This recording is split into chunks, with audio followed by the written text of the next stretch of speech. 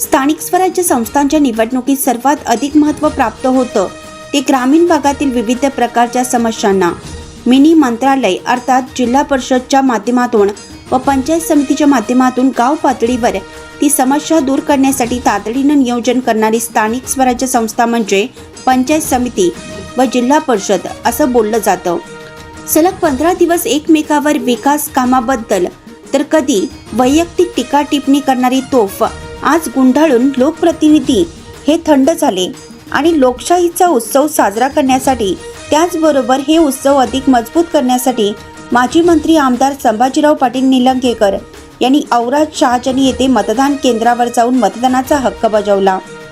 तर माजी मंत्री आमदार अमित देशमुख यांनी बाभळगाव सपत्नीक मतदान केंद्रावर जाऊन मतदानाचा हक्क बजावला। तिकडे माजी मंत्री आमदार संजय बनसोडे यांनी सपत्नीक मलकापूर येथे मतदान केंद्रावर जाऊन मतदानाचा हक्क बजावला। तर औसा मतदारसंघाचे आमदार अभिमन्यू पवार यांनी कासार शिरसी येथे सपत्नीक मतदान केंद्रावर जाऊन मतदानाचा हक्क बजावला। त्याचबरोबर आमदार रमेश आप्पा कराड यांनी सपत्नीक रामेश्वर येथे मतदान केंद्रावर जाऊन मतदानाचा हक्क बजावला। लातूर ग्रामीणचे आमदार धीरज देशमुख व वैशालीताई विलासराव देशमुख यांनी बाभळगाव येथे सपत्नीक मतदान केंद्रावर जाऊन मतदानाचा हक्क बजावला।